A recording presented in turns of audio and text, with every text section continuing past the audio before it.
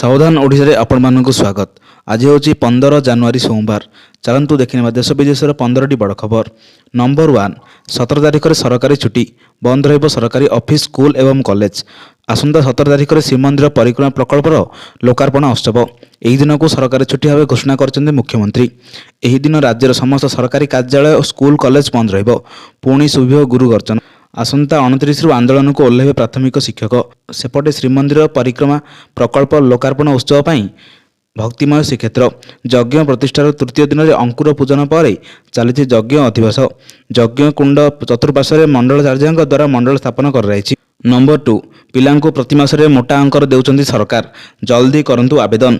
केंद्र सरकार एवं राज्य सरकार मिलित भावे अनेक योजना चलाउछंती। देशर प्रत्येक नागरिक एथिरु लाभ उठाउछंती। एभली परिस्थिति रे पिलामानंक पई एक स्वतंत्र योजना आरंभ करछंती एही राज्य सरकार। लक्ष लक्ष लोक एथिरु लाभ पाउछंती।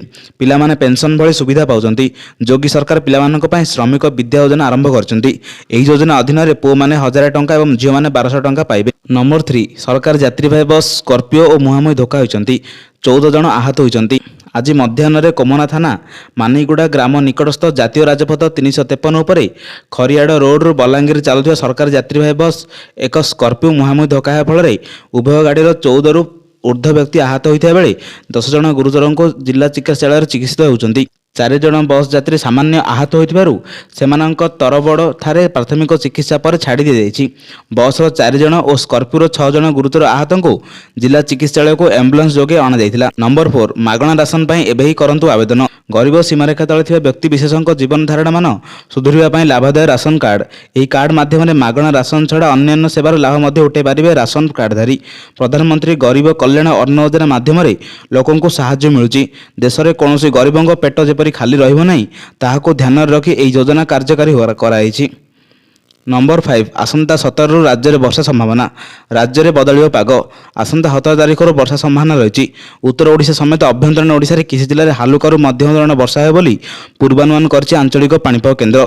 17 तारिख झारसुगुड़ा, केउंझर, मयूरभंज एवं सुंदरगढ़ में वर्षा होबार संभावना रही। 18 तारिख अधिकांश स्थान पाग कोहला रहिबा सह झारसुगुड़ा, संबलपुर, बरगढ़, देवगढ़, अनुगुल, ढेंकानाल, भद्रक, बालेश्वर, केउंझर, मयूरभंज एवं सुंदरगढ़ में हालुकारू मध्यम धरण वर्षा नहीं आकलन कराଯାଇଛି। नंबर 6, जगन्नाथ कहीं लगी पांड्यान फोटो। श्रीमंदिर परिक्रमा प्रकल्प पर बुलुथिया अर्पण रथ को चारिआडे होउछि विरोध। गतकाली भद्रक जिला बासुदेवपुर पौरपाड़ी 23 नंबर वार्ड रे अर्पण रथ बुलुथिया बेले लोके विरोध करी रथ को फेराई देइथिले। 23 नंबर वार्ड उच्चडिया गाँव रथ पहुंचा पर ग्रामवासी विरोध करथिले। रथरे 5टी अध्यक्ष भिके पांड्यान फोटो कहीं लगी बोली प्रश्न करथिले।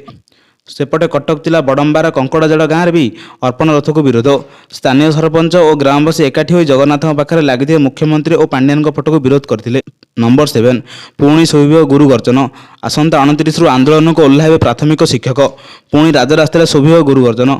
बारंबार सरकार प्रतिश्रुति प्रत्याहरण पाल्टिया पर एथर नछड़बंध शिक्षक संघ जनवरी 29 रे पुणी आंदोलन को ओह्लैबे नहीं प्राथमिक शिक्षक संघ चेतावनी देछि। विगत दिन मानकरे सरकार बारंबार सेमानक सह आलोचना करी प्रतिश्रुति दैछन्ति हेले कोनोसी सुफल मिल पारे नहीं।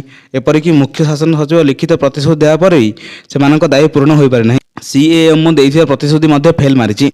नंबर 8, 2024 आणिबो कि विपद। महाकाशरू माड़ी आसुछि शैतान, 15 दिन रे हो विस्फोरण।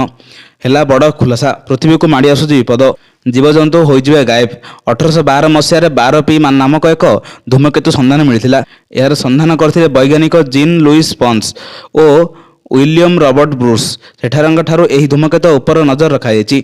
वैज्ञानिक माने एहार नाम रखिछन्ति डेभिल कमेट बा शैतान धूमकेतु। वर्तमान गवेषणा जଣା पड़छि जे एही शैतान धूमकेतु पृथ्वी निकट रे हेउछि आ 2024 एप्रिल आड़को एहा पृथ्वी निकटतर होई पारे। आ उभय विषय 15 दिन भितरे एही धूमकेतुर अग्नेयगिरी भली विस्फोरण होई पारे। नंबर 9, सत्य होची मालिका। खूब शीघ्र दुनिया देखा जाऊँगी तृतीय विश्वयुद्ध। ध्वंस हो पृथ्वी। वर्तमान सारा विश्व में देश देश मध्य युद्ध परिस्थिति सृष्टि होती। अनेक देश निज निज भितर विवाद को नहीं आक्रमण एवं युद्धर पंथा अपणाई।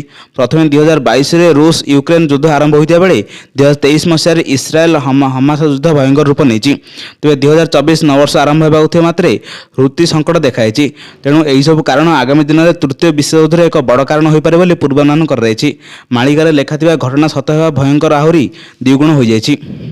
नंबर 10 दशम पास करथिले एई सर्टिफिकेट थिले बिना परीक्षा रेलवे चाकरी।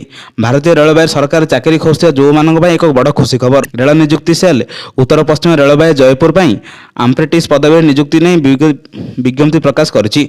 एथिमे आवेदन प्रक्रिया आरंभ होइछि। एही आवेदन प्रक्रिया ऑनलाइन मोड रे होइछि। एही नियुक्ति प्रक्रिया माध्यम रे मोट 1646 टी पदवी पूरण हेबो।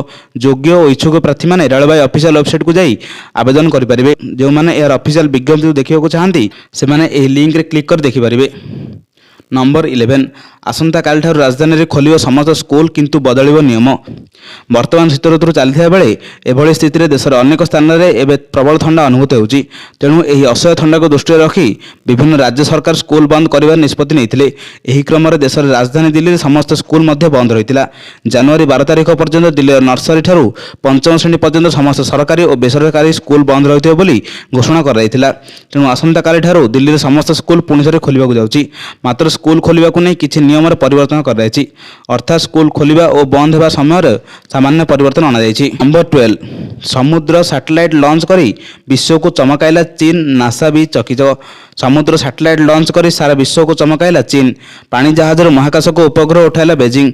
सबुठार शक्तिशाली रॉकेट ग्राविट एक को गभीर समुद्र लॉन्च करिछि। तीनोटी पानीपाग उपग्रह को सफलतार सह सेमानक कक्षपथ स्थापन करी ग्राविट एक चीन घरोई महाकाश गवेषणा संस्था ओरियन स्पेस पक्षर जनवरी 11 तारिख पूर्वांचल सानडोंग प्रांतर गभीर समुद्र यह सफल उत्प्रेरण करथिला। मध्याह्न प्राय 12:30 समुद्र मध्य प्रबल धुआं छाड़ी महाकाश को उठिथिला ग्राविट 1। हजार हजार लोक कूल थाई निज नजर रखिथिले।